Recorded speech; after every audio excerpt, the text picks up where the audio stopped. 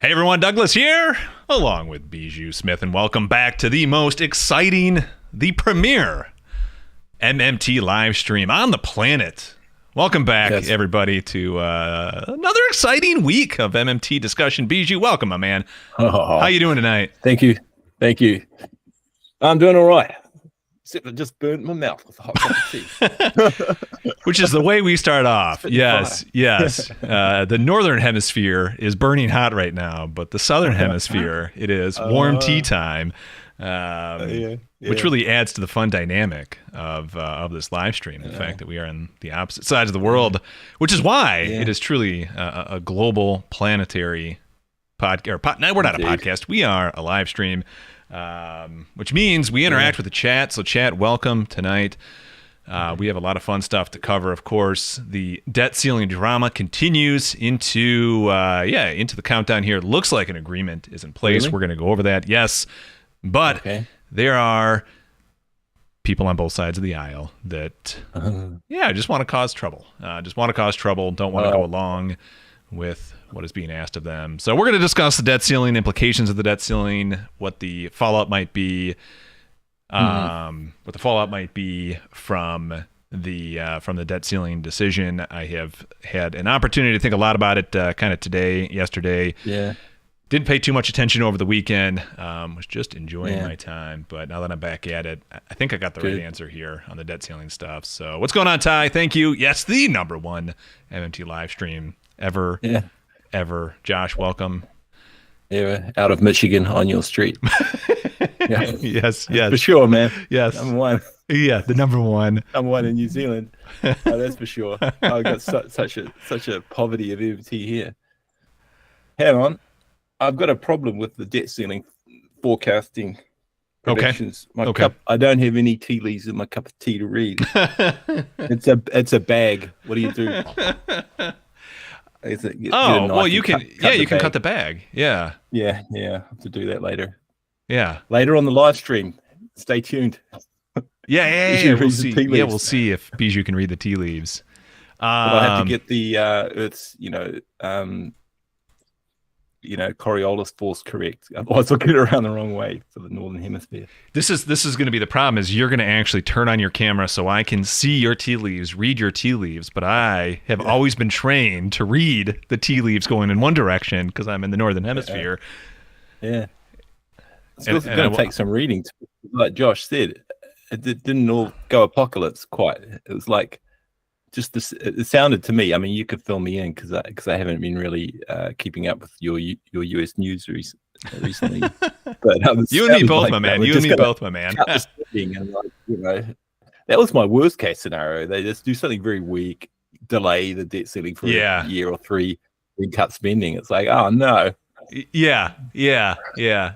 Eventually, calamity will happen. They'll be able to blame it on too much spending, whatever. MMT, MMT. Yeah. Too many people listening to this guy, Warren Mosler.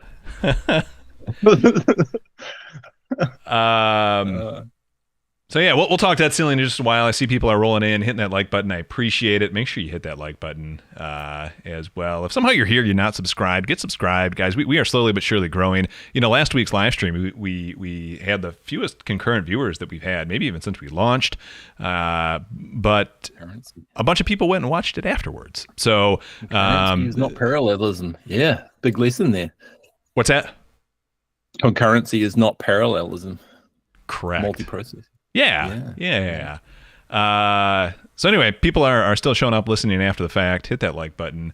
Also, too, if you have anything to drop in the chat after the fact, that's always helpful as well. Some good mermaid jokes from last time. I appreciated those. But anyway, we're underway. I'm going to talk debt ceiling here. I don't want to keep you guys waiting around, so I guess we can just jump on in to the debt ceiling discussion. But real quick, Bijou, how was your week, man? Good enough? Yeah, it's okay. I came across some interesting parallels with MMT and AI, and I don't know, one other thing. It was maybe I'll talk about it later if we get onto AI again, which we probably inevitably will. Yeah. But I'd be up for that. I'd be up for that. Parallelism with efficiency and just writing good code the difference between clean code and good quality code is quite interesting. So I went down a bit of a little rabbit hole because I figured with the Copilot, or even if I go to like free Amazon Code Whisperer or whatever it is, I might just be more productive in C++ now. I mean, could be, right?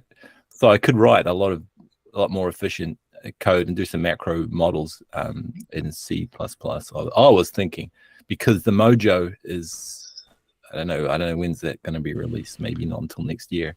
I'm looking forward to that. That's Python, but compiled down to machine code, which would be like freaking awesome. But until that, that was what I was sort of doing this week, sort of like humming and ahhing, sort of procrastinating a bit, but got onto a few little tips and tricks and things, and it also just sort of gelled together in my head about just sort of related thoughts, I guess, were getting related as they do.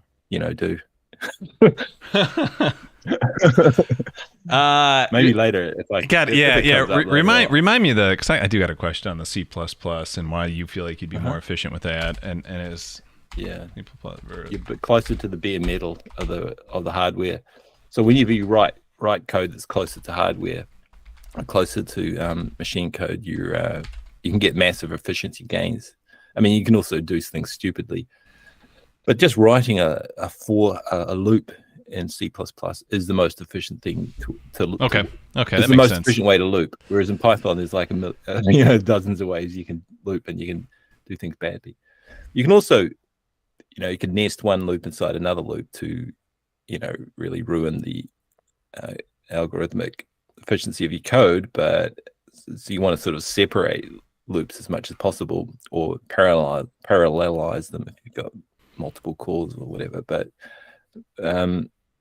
it's just it's more efficient because Python gets written into byte code, which is just a very low level language, but it's not machine code. And then when you're running a program, the byte code is really running, but that's having to be converted by the Python interpreter into machine code. And so you're doing two things at once. You're you're interpreting the byte code, and you're trying to run it and get output and so forth. So Python is really good for scripting. But if you've got speed and efficiency is paramount. You want to use a compiled language that you have to wait for it to compile. So sometimes if you've got a massive code base, it could take hours to compile. That makes sense. But once it's compiled, you sort of have a frozen thing, and that's how you want to use compiled code. You want to use it as like a frozen code, and you can just run it. You're not actually changing it. Whereas Python's far more dynamic, and it's like when you don't have a final product to launch and you just want to experiment with ideas, you might want to use Python. But like TensorFlow, one guy I was listening to, TensorFlow was like takes ages and ages to compile, and he's just it's just probably just a complete mess of code. Gets the job done in the end, but it's like I found this guy. He's actually a games programmer, indie games programmer. Okay. So it's quite interesting listening to their perspectives. I will definitely, we can dig into this. Maybe at least in the second hour, maybe third hour if we keep going. But this is intriguing. Yeah. Let's talk debt ceiling. Let's get into it. We're going to talk debt ceiling. We have some implications from the debt ceiling. I've kind of thought through it. And chat too, let me know your thoughts as well. I mean, if you think I'm off track on any of this, some of the people I'm kind of waiting for, maybe they have and I just haven't seen it yet, but I'm also kind of waiting for like really like the guys like Nathan Tankis. I'm curious to see kind of what their take is going to be on the debt ceiling decision, because he obviously is aligned more towards kind of what I would call the real economy, the implications for kind of the lower to middle class, and certainly has a more outlook that's more aligned with what the impact is going to be on the actual people. He's also more tempered by legal reality than I am. Yes. But from my perspective, from purely kind of the financial economy, this debt ceiling thing looks like a big it really just looked like it was a big posturing by political parties to try and score some points. And at the end of the day, I don't really see anything being done structurally that's going to have any impact, with maybe some caveats. So okay. I'm going to at least start you off with where I at least kind of think that we're at. Give me 1 second to pull this up here. All right, I'm going to pull up the current headlines and at least kind of where I'm, bringing up to speed. But effectively, an agreement has been decided, or there's been an agreement between McCarthy and the Biden administration. What's up, Retro Specco? Welcome, man. I don't know if I've seen you here, but welcome. Appreciate you joining. Essentially, there was an agreement, and now they're just trying to get it through the House and the Senate. I think it's going to be voted on by the House today, and then the Senate tomorrow is what it looks like. The apparent deadline is June 5th, when hang on, that's like what I thought last week. Is we're going to be a bit late on this. We were. It ended up being a little late, but all right. So it still needs to be voted on, but the biggie to me, I mean, which is kind of like there are like 3 or 4 points that everyone is pointing out about what the decision is. The biggie to me is that above all else, it uncaps the debt ceiling for the next 2 years, right? It doesn't set the debt ceiling a $5 trillion high or anything. It completely uncaps the debt ceiling for the next 2 years, which I'm gonna go all the way back and finish with that point in just a second. But it uncaps the debt ceiling, and in doing so, the agreement is that student loan repayment is going to start back up in September. They're going to cap some spending, and there will be further negotiations on various appropriations going further. And there's going to be some like you got to get back to work or whatever for welfare. There are more work requirements for welfare. Daniel, crossing fingers they never cap again. I agree. So effectively, when it's all said and done, I mean, it looks like, McCarthy gets to say there's you're effectively going to stop spending. We're finally going to get spending under wraps, and as if it's not already.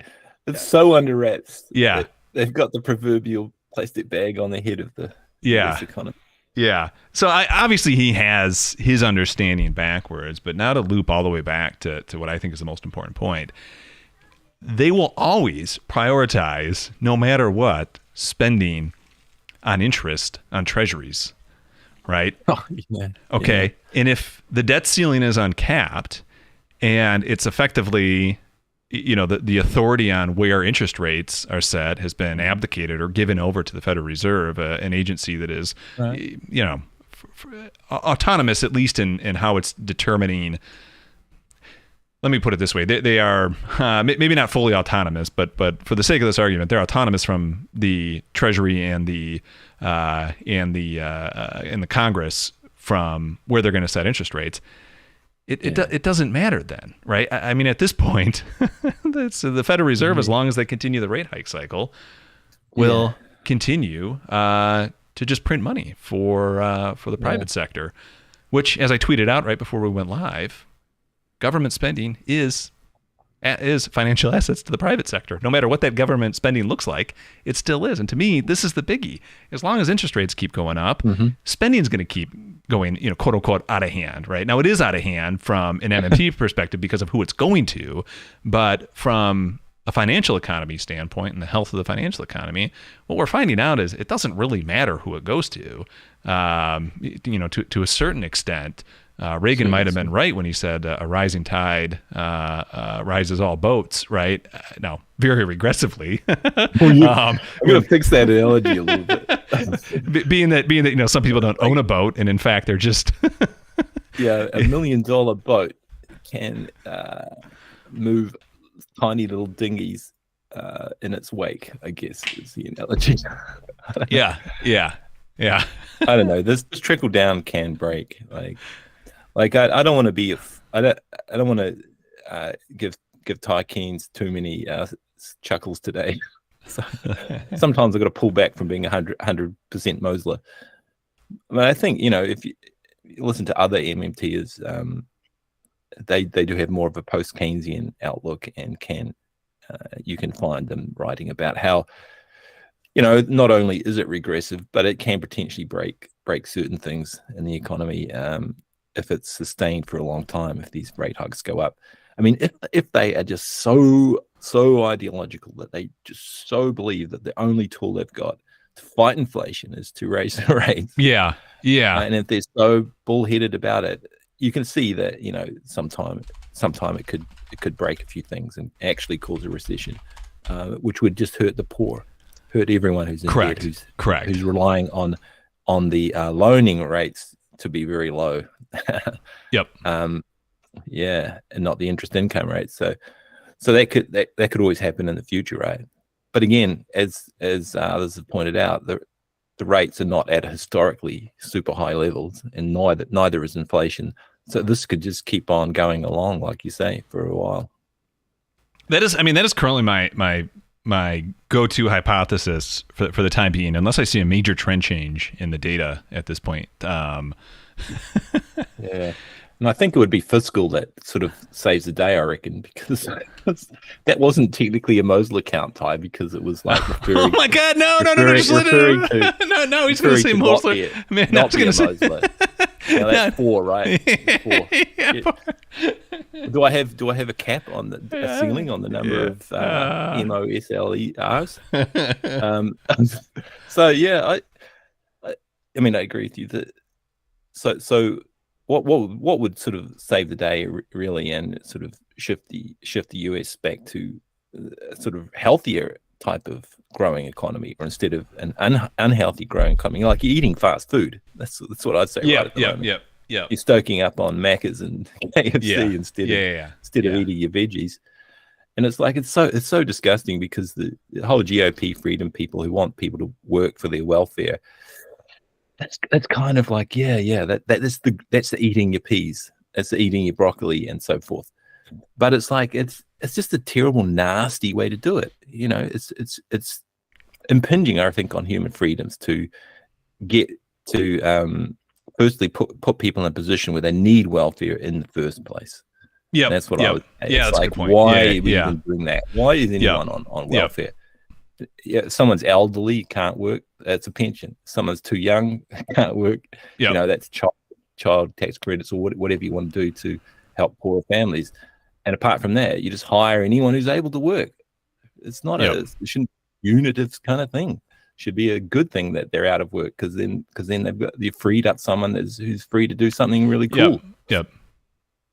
Anyway, maybe change, and then all the fiscal becomes right, and then you could say you're actually really doing MMT. but until then, you've got an MMT system, and you're just not doing anything that's really makes sense from an MMT perspective. Correct. Yep.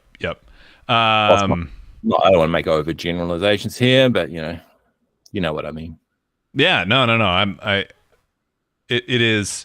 What's really interesting, and this is something that I think both the MMTers, the monetarists, and the neoclassicals can all get behind, and yet we are doing it in spades, is that inflation hurts the poor the most, right?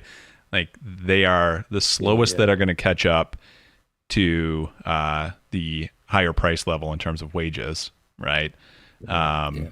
It is, and we're all in agreement of that. Now, it hurts them in interesting ways, because even if someone's in a predicament with their high level of savings that they've got, and they're seeing that eroded, they can still buy as many groceries as they want any week. Yep, exactly. That's what I'm saying. Inflation, yeah. Inflation can actually shrink income disparities. Whereas if you do it with interest, though, that widens them. So it's a bit of a push at the moment. Okay. Yep. Yeah. So when you've got inflation, you actually maybe want to keep the inflation going. Let me rephrase. Possible. You want to increase the lower wage. Let me rephrase that. When I say inflation, I think of it from an MMT lens, right? Not necessarily from. When I say inflation, when I say inflation, I guess what I'm really thinking about is the higher rates that we're seeing drive up the price structure and make the future cost of doing business more expensive, right? Okay. And we all agree that is. Now, we all don't agree of that mechanism. Although I think you ask any business owner, wherever they're at on the their own economic theory spectrum, they would all intuitively understand that higher interest rates just makes everything more expensive, and that they do see, as in this rate hike cycle, they do see workers asking for higher wages to compensate for that, and they do in fact have the income then to supply because it's there. So we do have that cycle, but the point still is, if we can all agree that this has negative effects, depending on kind of whatever facet you're examining at that moment, why the hell are we attempting then to put people out of work? Why is that? Why is that the solution to the problem? Why is that the solution? That is the backwards thinking. And another thing too, I mean, when you just look at the dynamics, I mean, go look at what I'll just call an unemployment event that has occurred post World War II that was moderate. I mean, we're only in a situation where it with private debt to GDP levels so high that it's going to become a cascading event that becomes effectively uncontrollable, right? I mean, there's no way to just moderately increase unemployment by 4% without it cascading into a 10-15% catastrophe that also hits the financial economy and real economy. So none of it seems right in terms of the approach. With that being said, going back to kind of full loop here to finish my thought, I really just think that what's going to end up happening is we're going to continue to see rates get pushed higher. Josh had asked up a while ago in the chat if I still think oil is going to go higher. I do think it's potentially inevitable. I would have thought at this point that we might have started to see it as we enter the summer months here. But I still think at least the data supports higher oil price. Whether they make it to where the data kind of supports them at remains to be seen. But if we start seeing energy costs pushing higher, I think that's one thing that could kind of prick the bubble. But in the meantime, I still think we just see massive upward support, again, on the financial economy. The real economy is going to continue to get distorted, but the financial economy, it seems as though so far, I mean, we're a year into the rate hike cycle.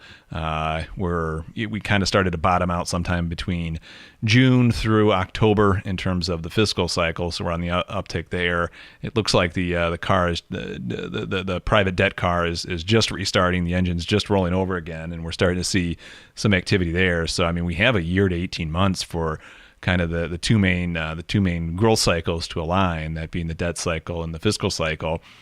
And as long as the Fed wants, as long as they think they need to continue to increase interest rates, I think that supplies the necessary fiscal flow. Even if spending is able to be capped for the time being, in terms of some of the discretionary spending that will get capped, it's going to be completely offset by the continued interest payments on these bonds that are being issued right now at such a high interest rate. So. That's my take, guys. I think we continue. Also, was it last week or the week before you actually went through what you think is how the trickle down is actually working? So people who didn't catch that one might want to go back and listen to that. Yeah, I forget which. Yeah, and I think it was last week. That was a question, right? That Kelton and others, and Mitchell and others are not quite sure about. They're saying, well, how is this money getting out into the economy? Because people are asking for it. I mean, above all, and this is why particularly it's regressive. That was what you were saying. Yeah, this is why it's particularly regressive, right? Because who's most likely to be able to get a wage increase anyway, right? It usually starts with the people who are paid the most anyway, because I'm not saying this is correct, but at least from an organizational standpoint, they're viewed as more important, right? Right. So until the AI comes along. Yeah, exactly. Yeah. But it's going to be a good thing. All other things being equal, right? The person who makes the most amount of money does so in an organization, because at the very least, that organization, rightfully or wrongfully, thinks that they are of importance, so they get to ask for that raise first, right? and will likely get. I mean, we see that, right? I mean, you see, like I remember the Herman Miller CEO, the chairmaker CEO, talking about people not complaining because they didn't get their bonus, and she got her $6 million bonus or something for that year, right? You can't give $1 an hour increase to your workers, but you find $6 million for your bonus. So I mean, I think you see that dynamic happening. And the thing is, though, is eventually it gets asked for, and there is a trickle down effect. Now, I was making the joke about it raising all tides and that sort of thing, because I mean, at the end of the day, and this gets back to kind of the real economy. I mean, the wealthy and the upper middle class, they actually have boats to enjoy the water on, right? I mean, the vast majority of people don't even have a boat, right? And the higher water just makes things that much more dangerous, right? Because if they fall out of their life preserver, then they drown, right? I mean, that's really how the analogy should go. So I mean, I agree. There is quite ironically a very Reagan scenario here, but it's being done so on the bottom half of the wealth distribution, and those on the bottom half don't. Yeah, I mean, that's just not how we should run an economy, where we send out trillions to the wealthy. I don't know if you can justify that, then then you're on your own and you're probably in the wrong spot. But that's right. Yeah, they're justified on Fox Business News, I'm sure. Yes. They have their own thinking. Talking about those talking heads, comment that Daniel made is an interesting one, because I think it's probably true. Is it? I mean, I don't watch TV much, but so they'll talk about how spending stimulates the economy out one side of their mouth, and the other side of their mouth will say we need spending cuts. So which is it? Oh yeah. And it's like completely lacking Eberlearner type thinking of functional finance. Yep. That you can have stimulus in a bad way as well. But this just the general talking points on the business news stuff that I've occasionally, maybe dipped into for just out of curiosity, is just really lacking a whole lot of nuance. Even some of the Bloomberg type business podcasts and all that, they'll use a lot of jargon, and it all sounds really like they all know what they're talking about. No, they don't. Yeah. Well, all right. Get a Investopedia dictionary thing and look it up and think, okay. Yeah. Okay, I know what it means. And what they're talking about is complete nonsense. So, yeah, it usually is. It's hard to watch some of that stuff. Yeah. Because they get some of the microeconomics okay. Yeah. That's fine. What's really tough too is that they will say with such authority without even second guessing. And to me, you'll listen to people. I'll listen to podcasters and whatnot. And obviously, it's so easy to listen to people who talk with authority, right? It's hard to listen to someone who's thinking in real time, and I get it. I do the exact same thing. But if someone can think, articulate, and talk with authority, but with at least a sense of kind of self-awareness, right? A sense of still intrigue, discovery is really what they're going for, right? And even if there is a bit of a stutter while that happens, it's far more palatable to listen to. And I think you can trust and learn more when that sort of thing is happening than when you get these people who will say something like, well, the Fed is tightening. Yeah. What does that mean? What do you mean the Fed is tight? What can the Fed do to tighten? Right? I mean, even zoomorphisms.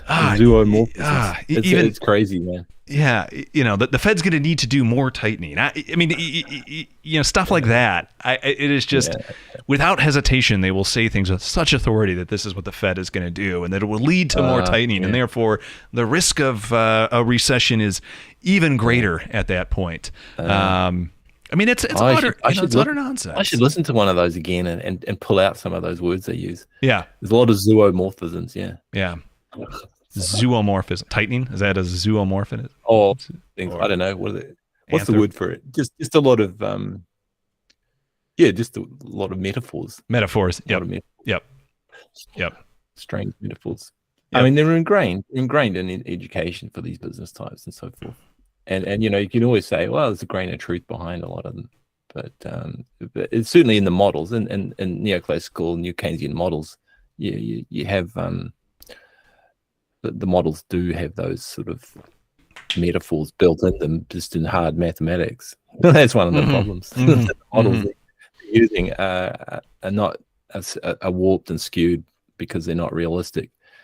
And they're usually impulse models. They're usually you should sort of assume some sort of equilibrium, and then you perturb it. So it's like doing Steve Keen, but with baby math instead. Yeah. Instead of actual dynamical equations, they're just using an impulse on what's quasi equilibrium. That's a general gist of it, but that's what a lot of the economists do who are informing the business types or the politicians. And so all of that is really just I don't know how much worth to put into it. Doesn't hundreds and hundreds of papers written using that type of econometrics. Yep. And it's like what I mean, you'd have to pay me to read them, because it's just like reading a lot of fiction. But you can pay me to read them. Go on over to my blogs and donate. If you donate, you just email. It's a free thing otherwise, but you can donate if you want to, and you can send me a message and tell me, have a look at this, and I will have a look at it if the donation amount is enough. I'm not telling you how much. This is all seat of the pants, seat of the pants capitalism stuff. That's pretty good. Yeah, the only capitalism I get is like from my from donors. So I'm not really selling anything. It's all free. Sort of. I don't know what model that is, but anyway. This is interesting that you mentioned this. I was listening. I found this great YouTuber. I forget her name. God, I wish I could plug her, because it was really good. But she was talking about how she deals with crackpot. She's a PhD scientist, does physics tests and stuff like that. You might like her. I don't know. Had some good stuff, but what she was saying is she gets all these emails from crackpots, and every crackpot wants to give their, and it's, she always said like it's crackpot theories that she gets are always about like the 3 or 4 biggest topics in physics. They've solved dark energy, or they've found out why black holes really don't exist. And so she gets these 30, 40 times a year, and she said she never responds. And actually she said she's got 2 women in her department and multiple men in her department, and she's talked to the other guys in her department, and she said she only gets 30 to 40, but the men get hundreds. Because maybe there's a hope that I don't know, I mean there's some maybe underlying sexism there from the crackpot community. Yeah, probably. But what she was saying is that speaking of paying to get your idea out there, a really sad story that led to this, but I think she said it was in the early 2000s. You might be aware of this, but someone kept pushing their crackpot theory to some college, and college kept saying, you're nuts, we don't care. If you really want to do physics, come join the class and get your degree and do the hard work. And and the guy went mad, went to the college and shot the first person he saw. Did you do you remember hearing about this at all? No, I did not. So anyway, because of that, whatever the American Physics Association is, whatever that, I mean, I don't know what it's actually called.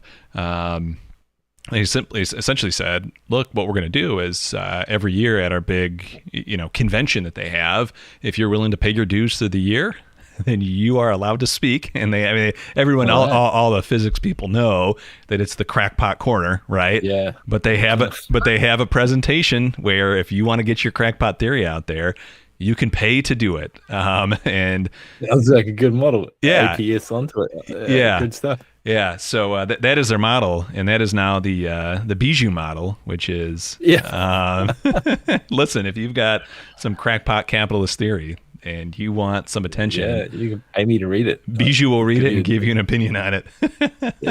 Definitely. Crazy stuff. That's wow, I didn't know about that. Yeah, I'll send it to you. Yeah, see if I can. Man. But it's crazy because while you were saying that, I was thinking, so what are the university economics departments been doing the last 100 years? Sort of teaching crackpotism. This really, is okay. In a sense. This is actually interesting. While I kind of talk here, I'm going to try and find this video because I'd be interested in your take. Crackpots are the main. So this was the issue that I had with it. Is I'm thinking to myself, okay, and yeah, I guess let me give you the issue. Is initially my thought, right? Is that let's see if I can find. God, I can't do two things at once, guys. I am just absolutely incapable. But yeah, this is a good parallel conversation in the chat on the Phillips curve. How the mainstream get that wrong. So that's another one. It's a big one they get wrong. But Bijou, right. Go ahead.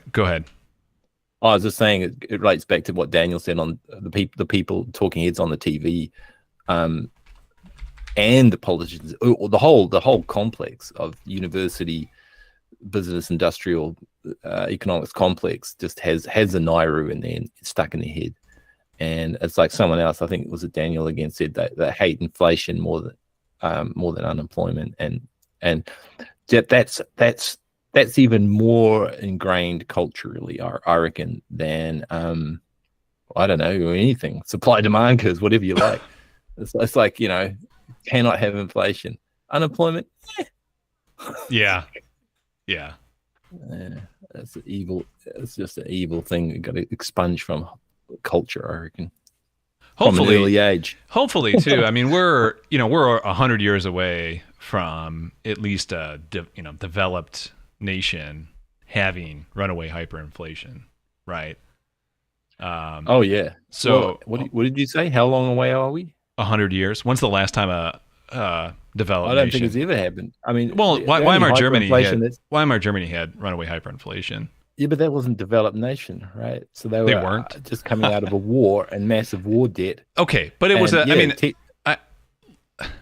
I would say the industry was smashed by the French. So they went from being developed a year before to being highly undeveloped. Okay, in the year of the hyperinflation. Let me rephrase that then. Okay. We at least saw a liberal Western nation have hyperinflation, right? Yeah. And I think that is the taste that was left over in the mouth of the neoclassicals, right? But the lesson they learned was they took away some sort of Nairu lesson. I understand they got it all backwards. But how did they do that? I understand. Yeah, I understand they got it backwards. The lesson was don't create a world war. Yeah, that you lose. I understand they got ultimately their assessment was backwards. But I guess what I'm trying to say is no one today, unless you're a crackpot Austrian economist, right? No one today sees inflation as an existential threat, right?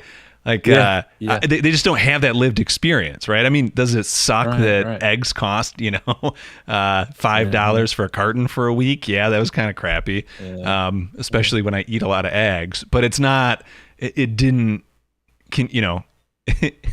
All it made me do is just be happy for when I got my eggs back, right? My point is, at least the next generation of economists and policymakers who are coming up might be a little bit less persuaded to the inflation's really bad, even worse than unemployment, right? Because they are going to at least have some memory of the great financial crisis, right? And they're going to be like, nope, unemployment seemed a lot worse than our wave of inflation in 2022, right? 2008 seemed worse than 2022. I might tweet that out. That's a tweetable. I think MMT has got a bang on that one for a long time till it rings loud. Yeah. Is that unemployment is way worse. It's massively costly. But it's like you can say that. I can say unemployment is super costly to economy. There's a massive amount of lost output that you never recover, and it pales in comparison to any losses that any individuals get from inflation. And the way to deal with the inflation is to make sure the lowest wage is holding up, so that the purchasing power of the lowest wage is increasing. As long as you got that, the inflation is not terribly regressive at all. But if you have unemployment, you've got output that you're not getting that people could be purchasing and could be helping reduce prices. So unemployment is the massive killer. It's the real killer. Yeah, it's what people should be just foremost in their mind is that this is the worst. by just this incalculable. How do I help me? What did that MOSLER guy say once? About unemployment. He said something like, the cost of unemployment in the last year is about the same lost output as all the wars in all recorded history. Something like that. So I didn't hear that. I'm sorry. I'm too busy getting ChatGPT to write me a tweet. Please write me a tweet. 2012's with. Please write me a. Can you do this live? Pithy tweet. Shit, I should share this window, but hold on a second. Is there anything that is that is embarrassing that I've asked ChatGPT to do as of late? Engineer. I don't think so. Prompt engineering hard at work, getting his hands dirty on the keyboard. It shows my real last name on the sidebar, so let me cover that up. Oh yeah. Yeah. All right. No good. Be careful about this. All right. Cover that up. All right. Please write me a pithy tweet that explains how the unemployment of the great financial crisis was far worse than the inflation of 2022. Only MMT gets this. You're gonna confuse the bot. All right, we're gonna see. Please include the phrase only MMT gets this. It's painfully visible inflation, pinched pockets, not livelihoods. Oh, it's about real resources, not dollars. MMT is the lens to discern economic subtleties. Okay. Ooh. This is not in the voice of me. But what we have to do now is to get a CNN or Fox News headline is, please repeat that, but say the exact opposite.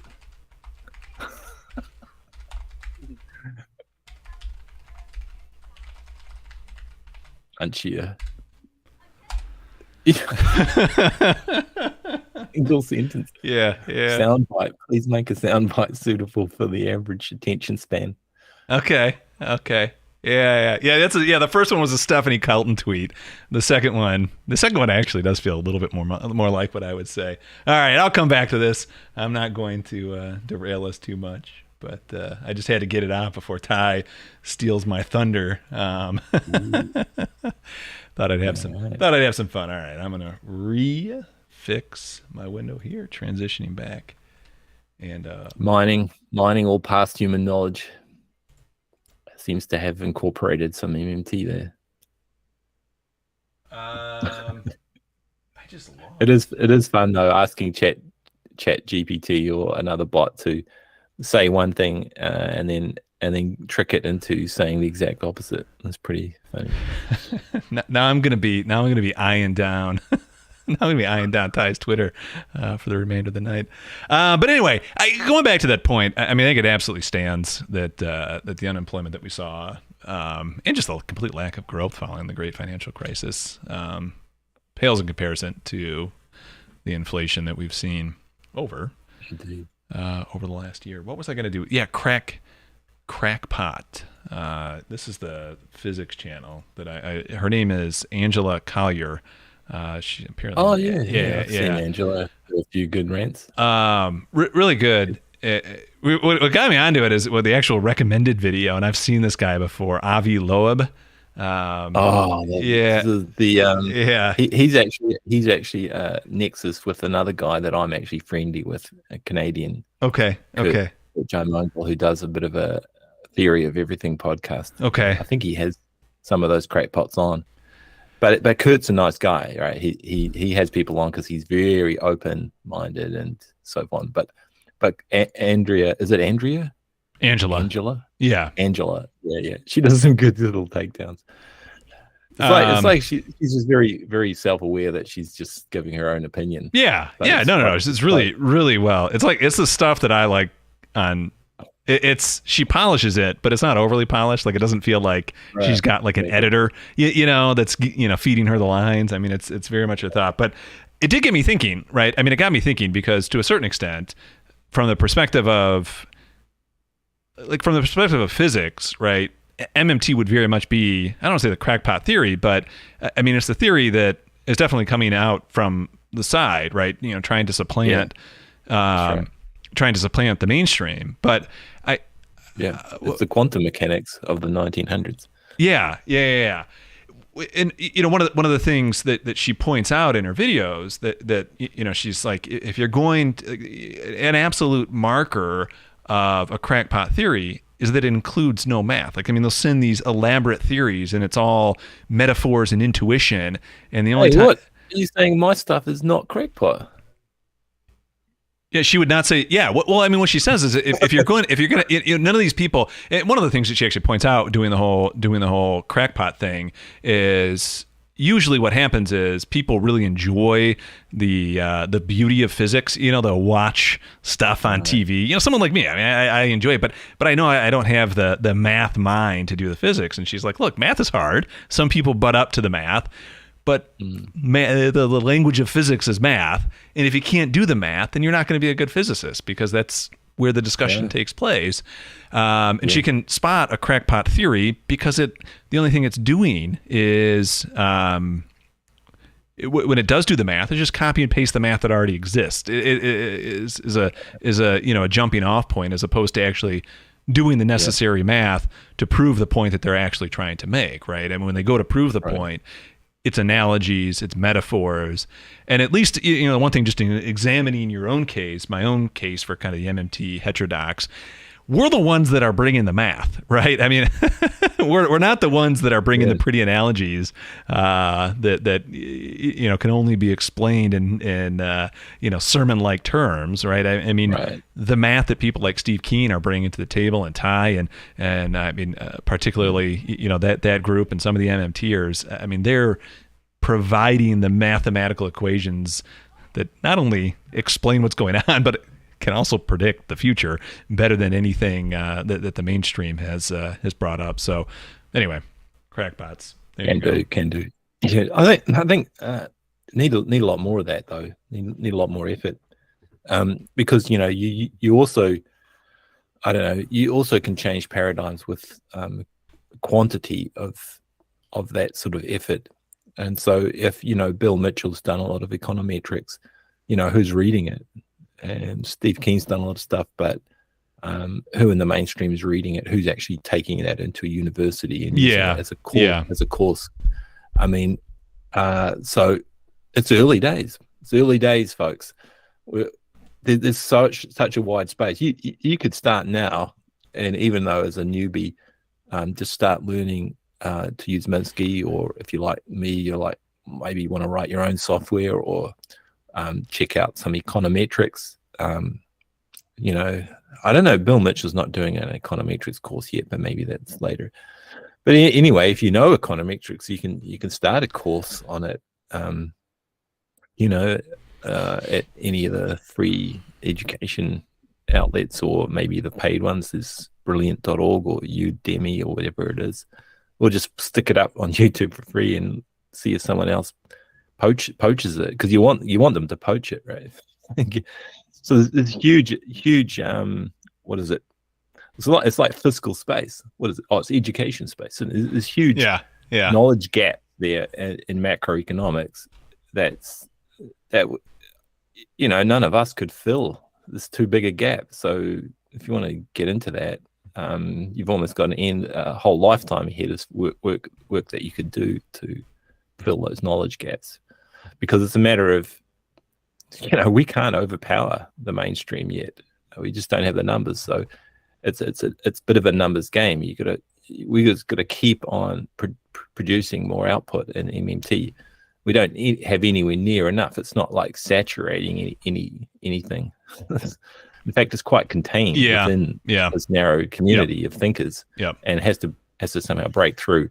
So you can do that with a bit of humor, a bit of skill, bit of you know, whatever you can bring to the table. A few cuss words here and there, you know, like Steve Birnbein or a Thai. And so it's huge space in MMT education, macroeconomics education there.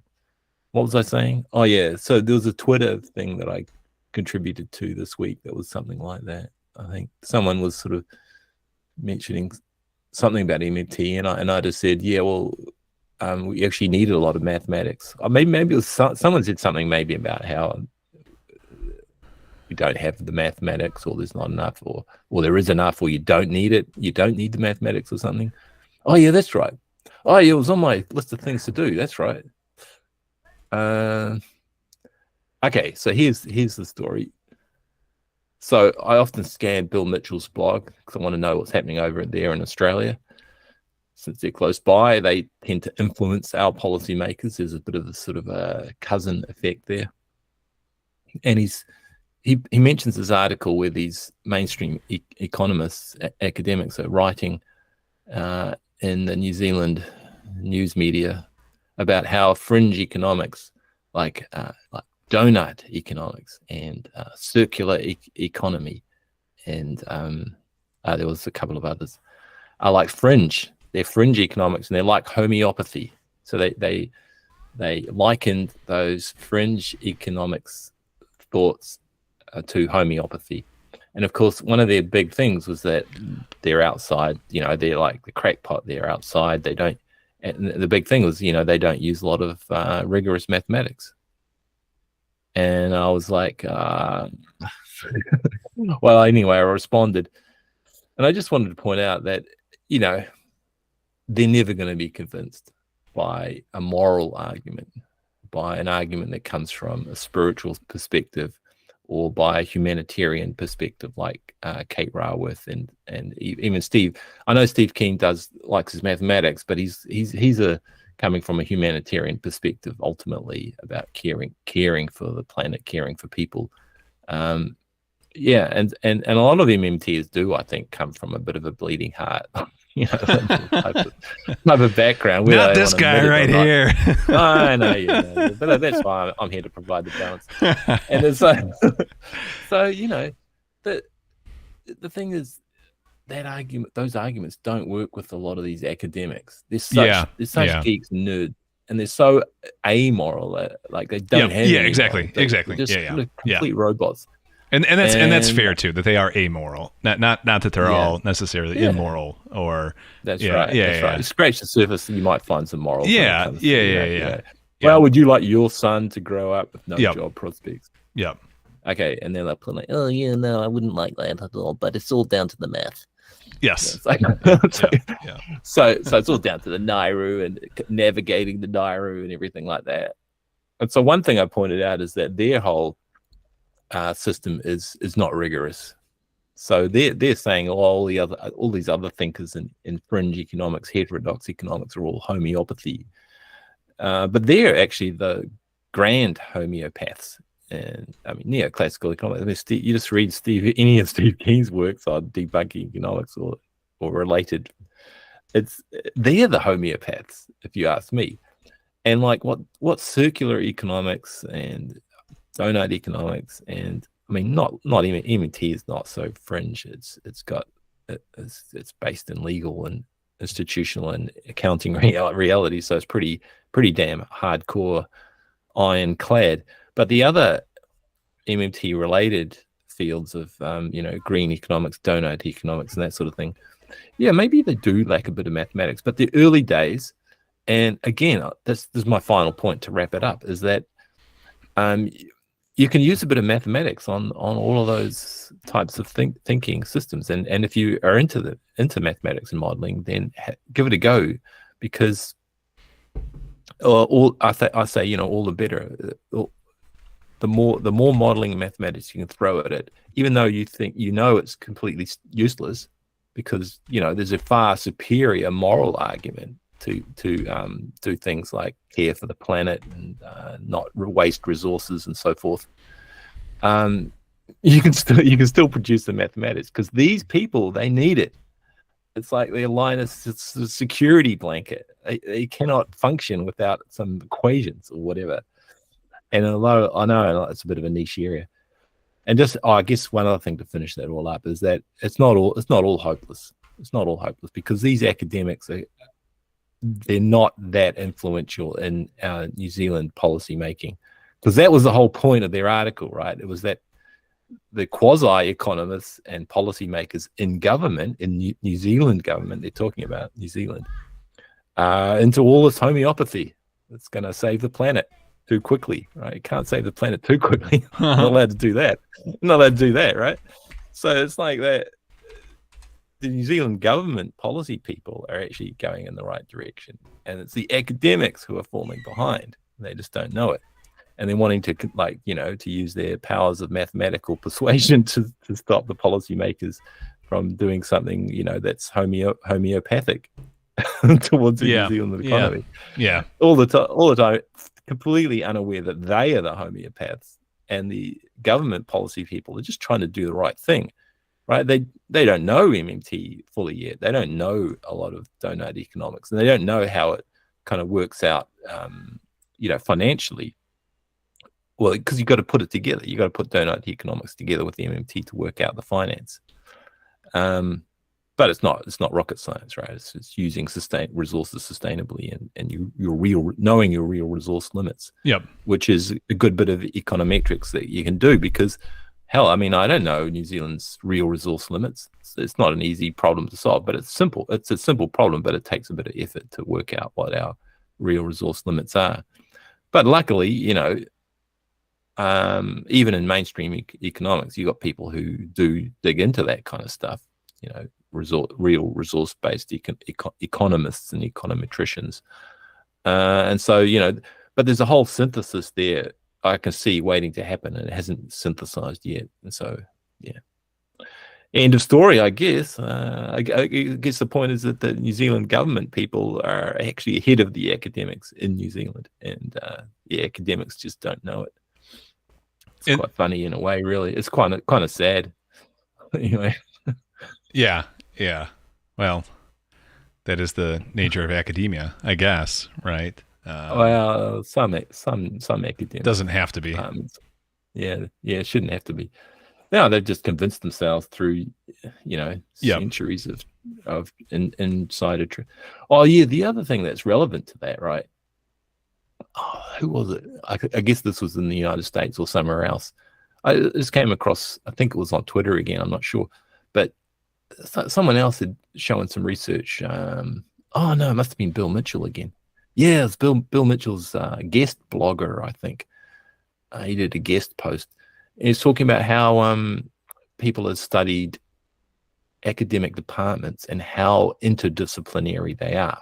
Okay. How much they publish in other journals, how much crossover in conferences, that sort of thing, right?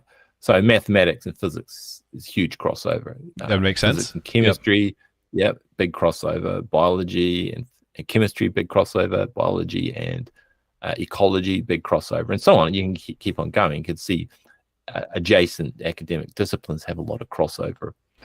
And, like Santa Fe Institute, so you've got a lot of complexity studies is like massive crossover into all sorts of areas. So you're not going to be, you're probably not going to fail this multi-choice if I ask you, which of the following academic disciplines has the least crossover, is the most insular.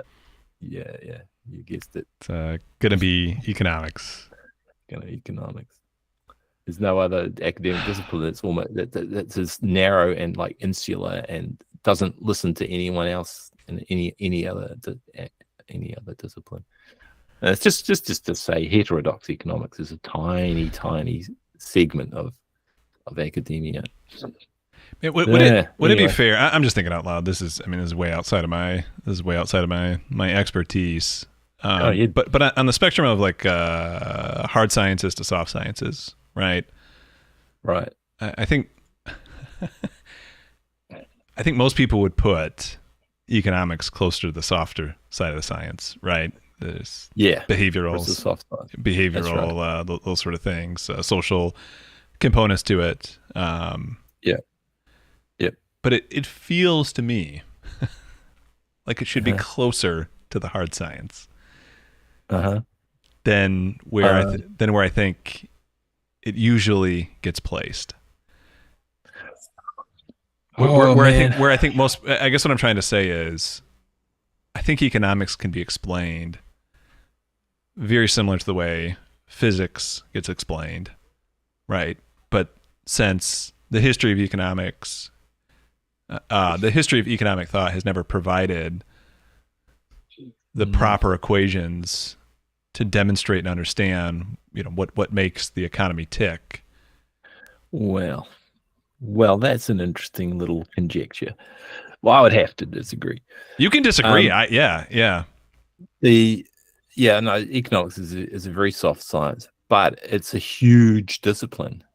And so within that discipline, you can find narrow areas that can be treated very rigorously. So any area where you don't have to consider politics, political policy, any area where you don't have to consider human psychology. So like if I was asked to like do a macro model and get its stock flow consistent, that's just pure mathematics. No problem. Done that. Now, what about the interest rate? What interest rate knob am I going to have to twiddle? It's like, I don't know. Tell me what the Fed or the central bank is going to be doing in a few years' time. I'll be able to give you an accurate. So that's one thing. That's policy. And then what about what if I can get you projected output at full employment with a job guarantee and expanded public service infrastructure? Right? So I can do that pretty easily. That's just mathematics. But if you ask me, what's the transitional unemployment going to be like, what they call the frictional unemployment? Well, that's human psychology. That's like people in between jobs. I don't know what I want to do. Should I have to go back to school? Do I need to retrain? Do I need to upskill? Aren't those could those dynamics be understood and modeled with like agent-based modeling? To a degree, but the psychology can't be, right?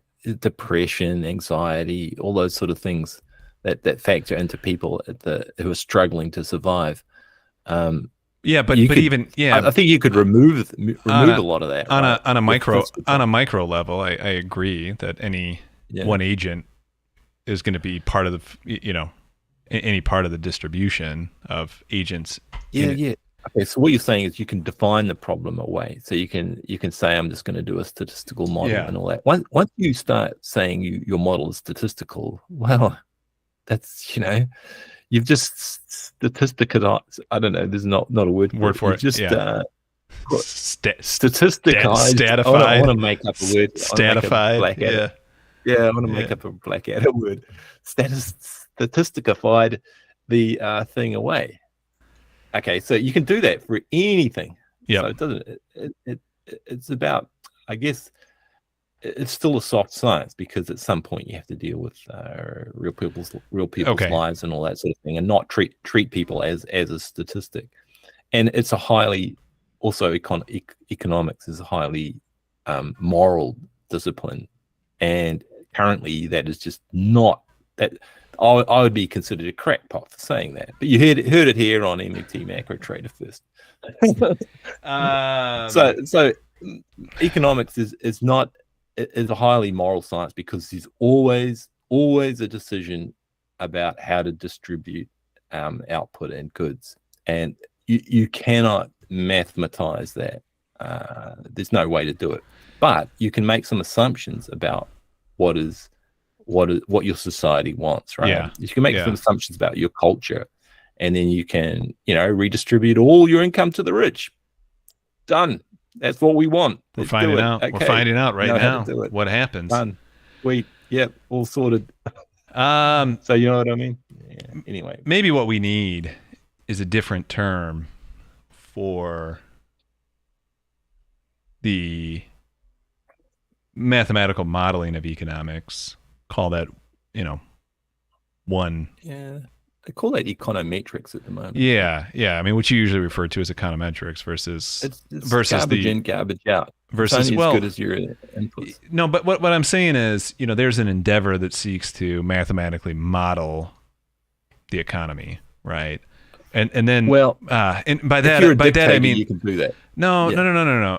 Let me make sure I get this out the right way. I think what I'm trying to say is, like what Ty is doing, right? What Steve Keen is doing, even, and some of the MMTers are kind of on the borderline from what I would, kind of call the econometrics, or kind of the math, that, the hard science of economics, right? Yeah. The versus what would be more the soft science of economics, which is everything you were just talking about, right? I mean, the fact that there is, right? I mean, there's, it would be goofy to say that physics interconnects with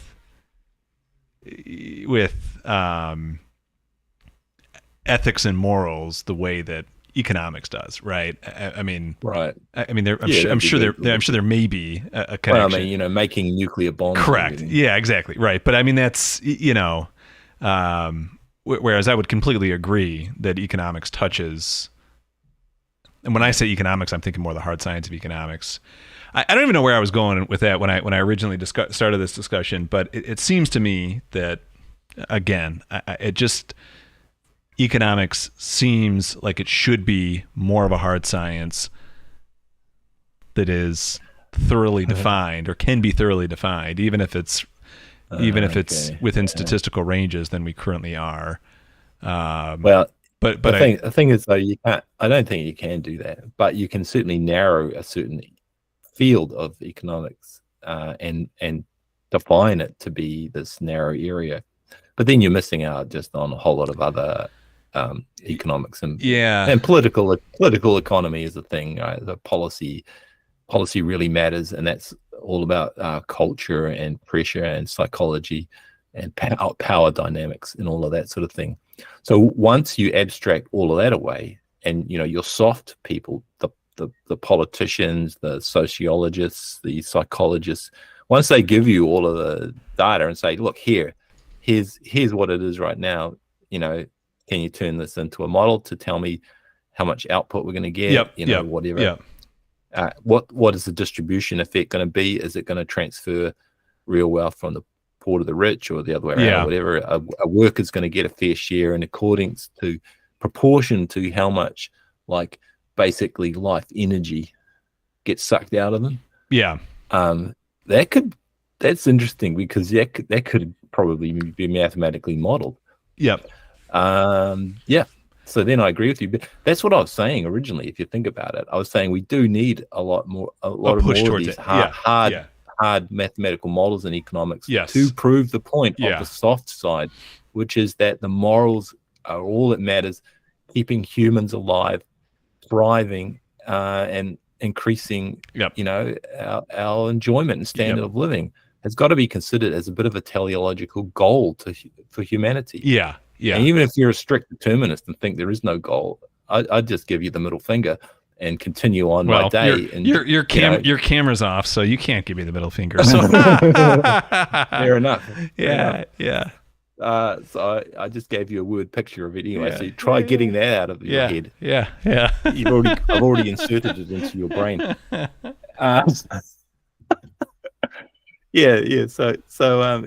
Anyway, I think I've said enough on that. I don't want to get into trouble with any hard determinists here. If you are a real determinist, materialist, deterministic type person, believe there's no free will, if you donate an unspecified amount on my Ko-fi account or whatever, go to my blog, I will give you an essay. There you go.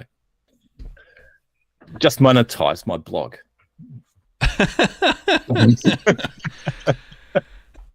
Ad free, by the way. Very fast page load times, the whole shebang. The best blog from New Zealand on MMT. Oh, so grateful for you, Douglas. Otherwise, there'd be dozens of people here, literally dozens, well, less than 20, who would not know about this if it wasn't for your live stream. Wow, man. Way to talk it up. Maybe we get a couple hundred unique views from every one of these when they're all said and done. So nice. Good. If they last to, how long have we been going? Yeah, you know what, I was looking at because of the last video, because we just had kind of the lowest viewership real time that we've had. I was looking at what the rate is that we keep people at, and yeah, I mean those who stay, the 25% who stay, watch the entire thing. It's kind of wild. Wow, cool. Yeah. So yeah, Josh is just kind of summarizing what you and I have just been saying. Yeah. The nerds need the hard science, but also even the moral economists. It only helps them if they have some good models, but it can't be based on fraudulent understandings. That's the thing.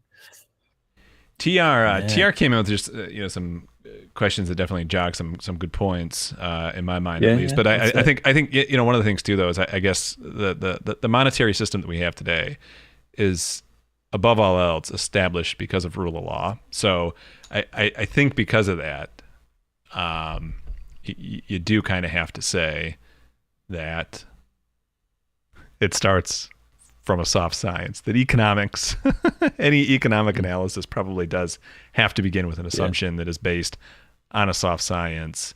That's right. Because I think you have to view any economic assessment on the backbone of some sort of view of kind of a civil society. So yeah. Also, if you look into the law, if you ever read much law, freaking nightmarish. Mm-hmm. It's like there's so much softness in the law in terms of freedom to interpret and misinterpret, or sort of twist it around to suit your needs. And how does that happen?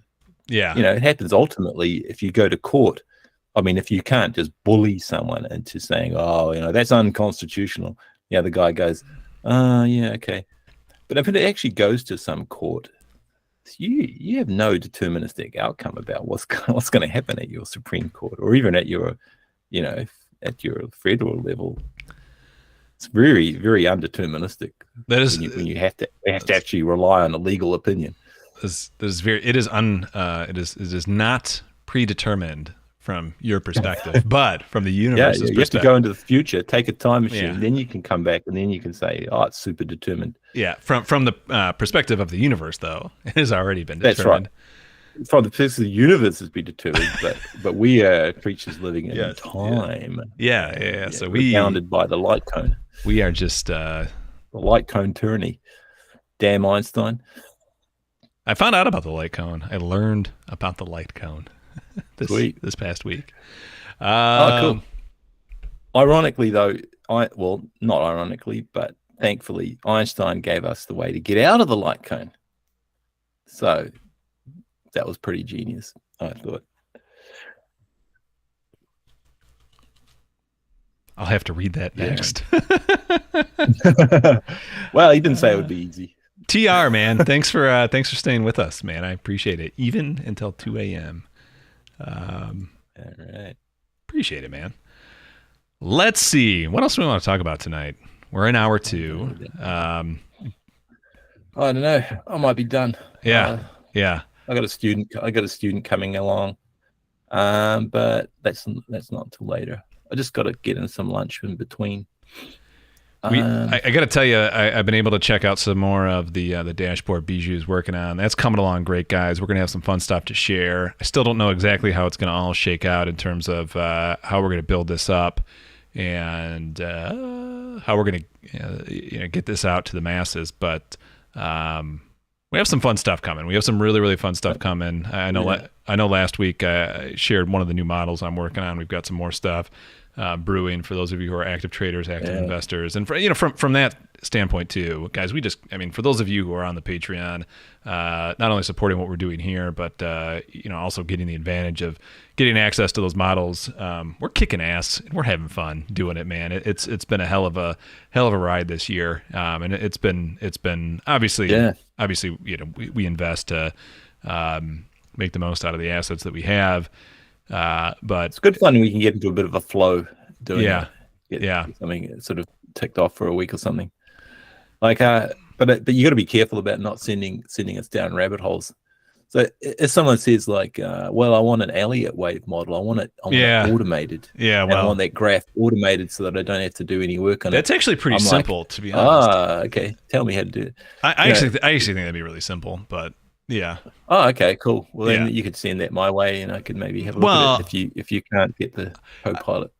No, I actually, I mean, the way you would do that. So people have asked, for this before, and I really think it's pretty simple, right? What you just do is you just simply do a classifier. Yeah, you just do a classifier style prediction model, right? And what you do is you feed it you feed it examples of every chart pattern that you think exists, right? Because they're all subjective anyway, right?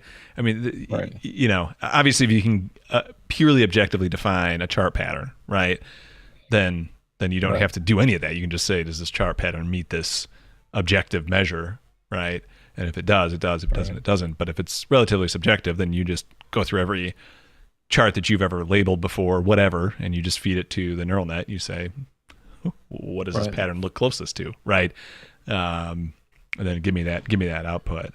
To which I would say, my guess is there's no advantage you'll gain from something like that to look at various patterns over time, because I know, and the reason I would imagine, I'm sorry, if a machine were to do that, right? If you were to teach a machine model to look at patterns, identify patterns that you've classified and labeled, my guess is you would see no advantage over time, simply because the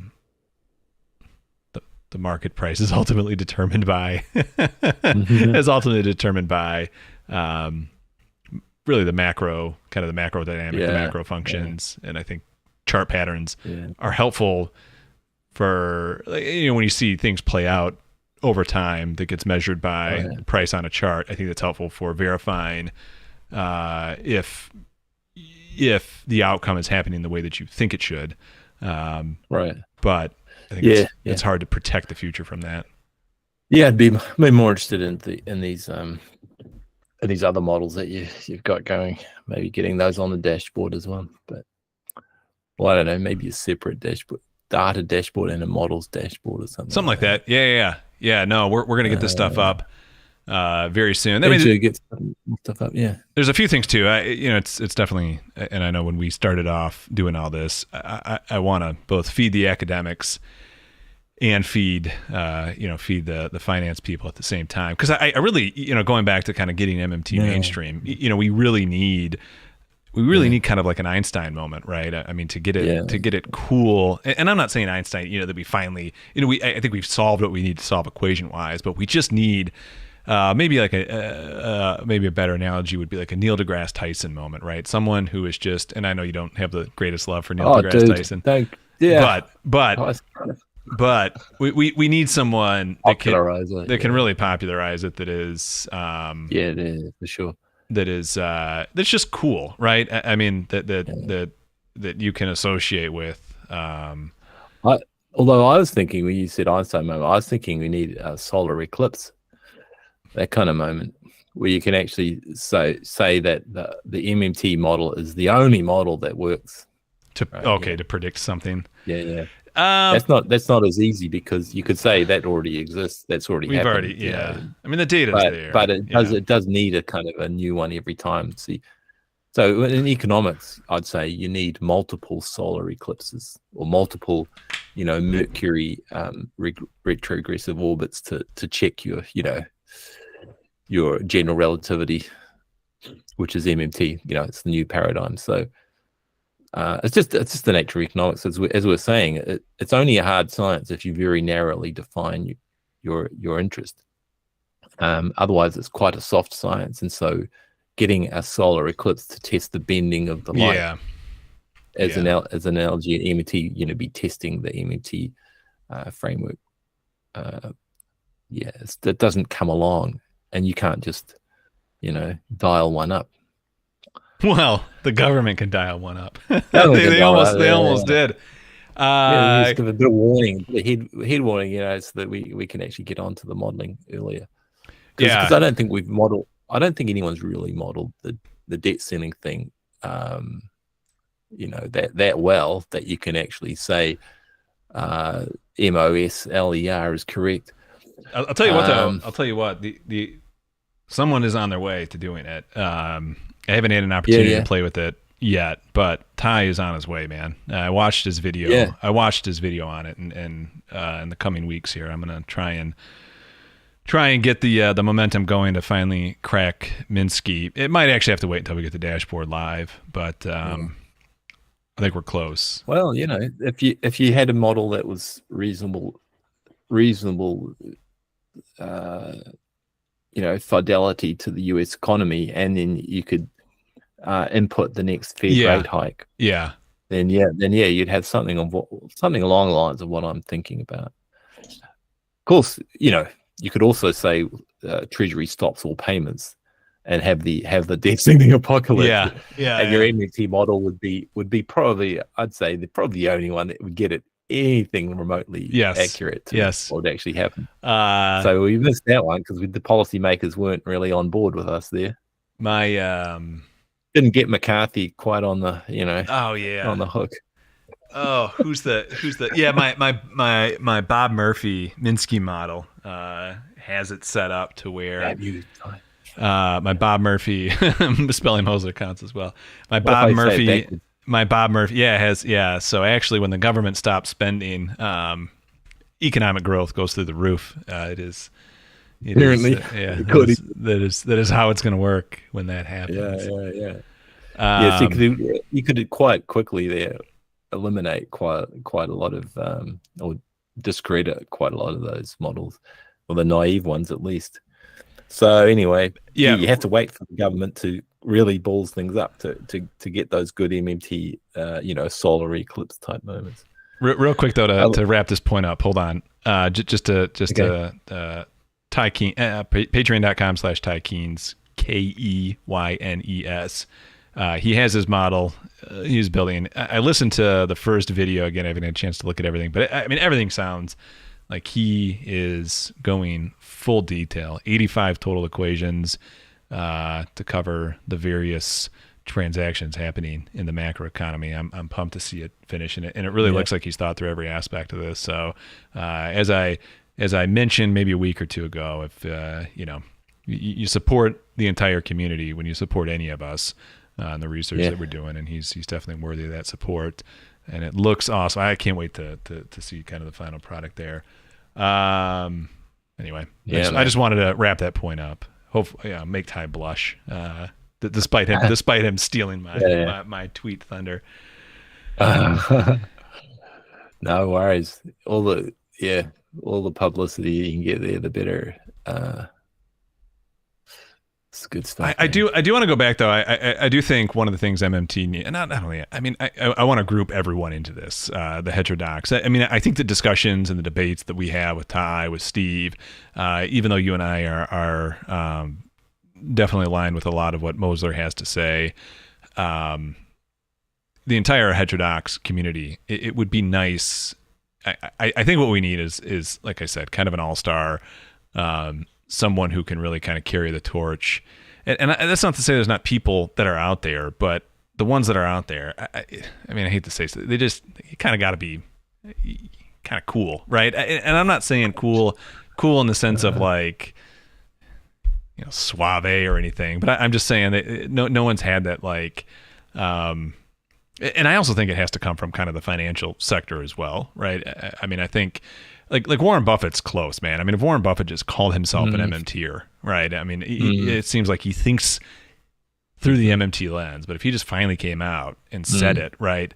I think that would help so much, getting us years ahead in kind of the mission. Because once someone like Warren Buffett says, yep, this is, the framework of analysis that Warren Moser put together, 30, 40 years ago is absolutely right. It's the same framework for analysis that I start with. All of a sudden you're going to have colleges teaching that, right? I mean, you're not going to be able to deny that anymore. So when I was talking of kind of getting that real big name all-star out there, that is we need Larry Summers on board. Yeah. Oh man. Exactly, Josh. Larry Summers is a person we exactly don't want on board. Is Ty's point there? It's just to make the sarcasm obvious. You're supposed to put some Twitch stream emoji on when you're being sarcastic, aren't you? Should we dual stream this on Twitch? Thing? Pepe Frog, with the glasses going. Yeah. Yeah. You got him. But yeah. There are some other fringe type people though that okay, so in the Santa Fe Institute, right, they've got quite a few economists who were doing complexity or chaos theory. Yeah. That's a good example. Farmer did some good killings on the market. Now, when he was doing a webinar in the middle of COVID, he did a presentation, and it was basically about, I think it was essentially on immunology, but it was a Santa Fe thing, so right, it was cross disciplinary, and so he was sort of just presenting a few ideas, and one of them was basically, the whole climate thing, the whole COVID stuff. He just outright said, it's MMT's got to be one part of the analysis here, part of the equation. He's recognizing that private sector can't just solve everything just by doing R&D from the profits they make from sales. It can't be that way. It's just not going to be enough. Yep. And so he's on board. I don't know if anyone else in that chat actually sort of really I don't know if anyone else's ears pricked up at that and sort of realized this guy, he's kind of like a Warren Buffett in some sense for the geeks, for the econophysics people who think you can use chaos theory or whatever, fractal market analysis, or whatever it is that he was doing. Yeah. He had that sort of reputation early on. So anyway, so it's use math to like predict the stock market. These days, it's all gone to neural networks. Unfortunately, probably. I don't know. There's a big on machine learning street talk. I think Tim, the host, he participates in that collective. I forget what they're called. Q quant something or other. Anyway, there's a neural network community who you can just submit your own, neural network models. Yeah. For predicting the stock market. So there's like this whole industry now. You could also probably, if you do enough YouTubing, you could probably get something on your feed where someone's, got a neural network model that solves the stock market now. I'm pretty sure that probably exists somewhere. A neural network. Chat GPT plus some neural networks to like solve the stock market. Yeah, but this makes me chuckle. But anyway, yeah. Is the stock market a solvable game? Yeah. Like it is solvable. Like if everyone starts using it, then it becomes useless. So it's like it's like a I don't know.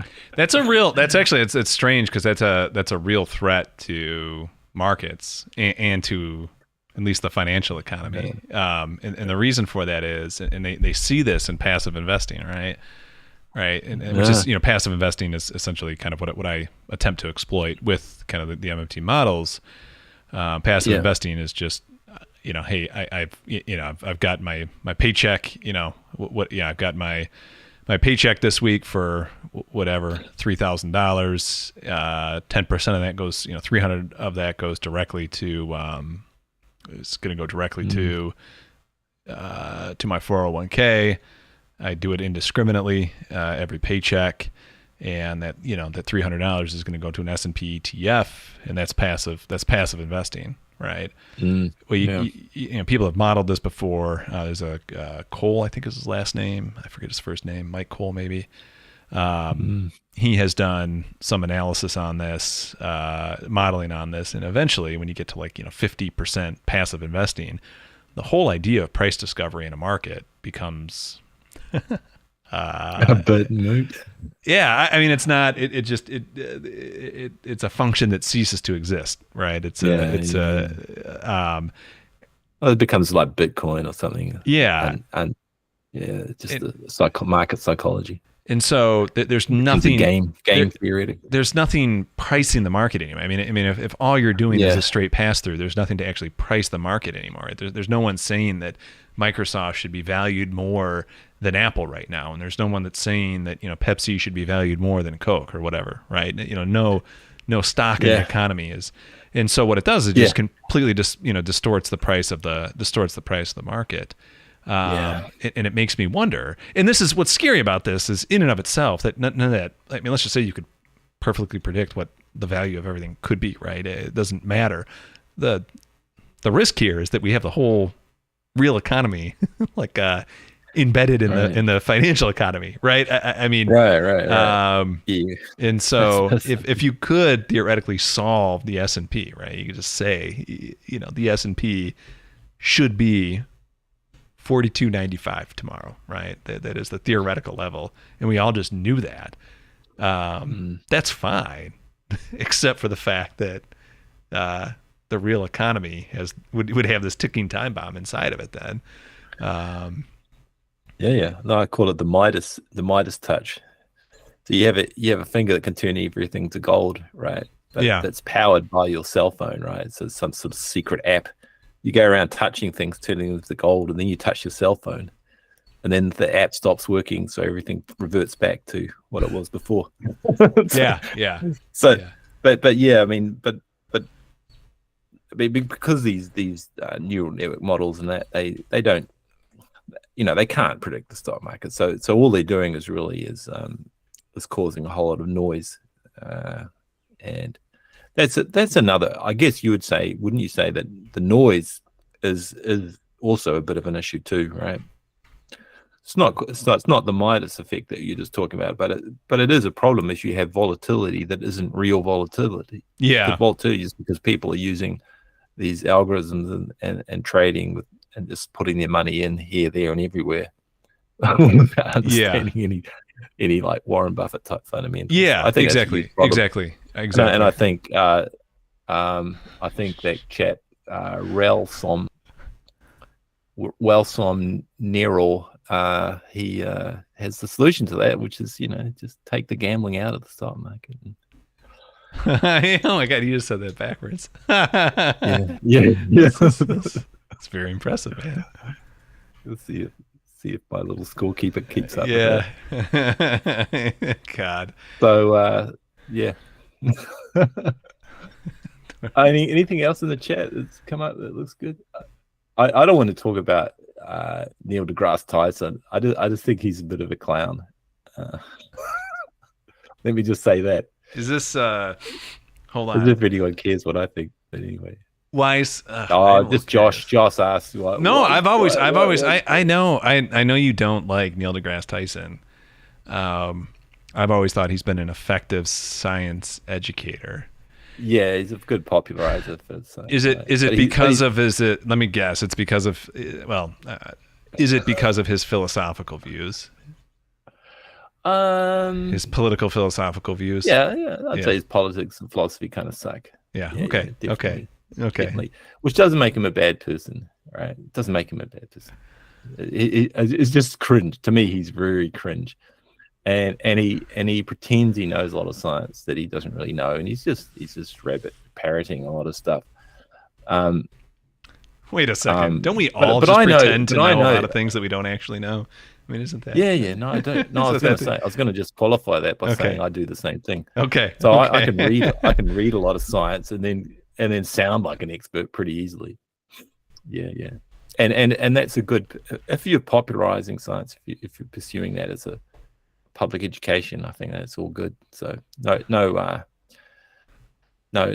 shade on him for that, for sure. He does come off a bit cringe though, and it's more cringe for me as a physicist and as a moral philosopher who, thinks there's some big problems we've got in society with consumerism, capitalism, materialism, and so forth. But having said that, that would be my criticism with all scientists who get up on stage like that, because they're all the same in that respect. There's very few that have a very spiritual outlook on life. because it's sort of just not in their education and training. So I don't want to cast any shade on for that. It's just to me, it's cringe. Everyone else is great. It's great. Sabina Hossenfelder is another one. I love watching Sabina, and she's got this dry German humor. And she's got this sort of self-deprecation of, I know I'm rude. I'm German. What can I say? Anyway, so good. We've hit on a lot this week. Hopefully by next week, we got to make a push. You know what I got to do? I didn't read the tea leaves, but oh yeah. Crack this bag open. Okay, the tea leaves are very blotchy. So there's a blotch here, a blotch there. Sorry, I'm not going to put it on camera. It's a bit messy. What's the final? It looks like my tea leaves came out of some baby's bottom. So I think that's how reading as a prediction, what'll happen is there'll be more baby bottom policy. A lot more politicians need their diapers changed, and so you can infer the rest from that. Muddle along, spending carts. A lot of poor people have to eat baby poop, or at least baby food, whatever it is. A lot of homeless people suffering, eating the diapers. Yeah. There it goes. That's what the tea leaves are saying. Bijou, we have some breaking news coming in. If I had more caffeine in me, I'd do that with a little bit more emphasis here. But I'm joking. I'll give it a shot. We have some breaking news. House passes the debt limit bill. So we have the House pass. I don't think they were going to have any issue in the Senate. I say that, but we'll find out. So the Senate will vote. Through the bowels. We are through. The poor get screwed, the rich get richer, and breaking news. I need some of the lights, the breaking news lights. The soundboard there. We're a bit slack on all this live stream soundboards and everything. Anyway. We'll get when we finally hit 100 concurrent viewers, I'll get the soundboard going. So the House passes the debt limit bill, so it looks like that will ultimately get signed probably Friday. By Biden. We will avert crisis, and they added more spending for the military too. Yeah, Josh, there is. Good idea, Daniel. There it goes. Breaking news. Josh, I don't think I have too much more to add. I'm trying to think. Josh, you had asked earlier if there's anything more to add. I mean, again, I just don't think this changes. I just don't think this changes much long term. I mean, I think we just stay on the path that we're on, and I feel a little bit more hesitant to say that there will ever be a breaking point from higher interest rates. I know Ty Keynes has said that he kind of thinks there's one. I'd be interested kind of when he finally gets his models together to see if if he can demonstrate that. I would say, I will say, look, if the Federal Reserve came out and said, hey, we're gonna go from 525 basis points to, let's just say, 1,500 tomorrow, right? So interest rates get jacked up to 15%. Right. I would say, there might be enough. It's kind of like turbulence can't crash a plane, right?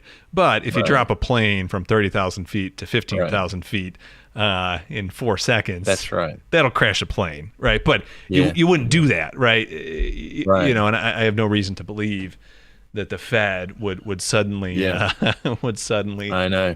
It's the smoothness that smoothness does matter. Here. Small little adjustments that the economy can adjust to. Will smooth out. Actually, that's interesting because Derek McDaniel, who's sometimes in the chat. I don't see him here today. He has a little bit of analysis on that, pointing out that interest rates can help to smooth out inflation. So it's not exactly like Reslam narrow would say that, but it's more of a dynamic effect over time that if the rates adjustments aren't too steep, you can smooth out the inflation. Yep. It's not. It's like if the inflation's coming from, I guess, a supply shock, you want some stimulus, extra income, extra currency injection, so that people don't have to eat dirt, right? Until the supply comes back Catches online. back up. Yeah. Yeah.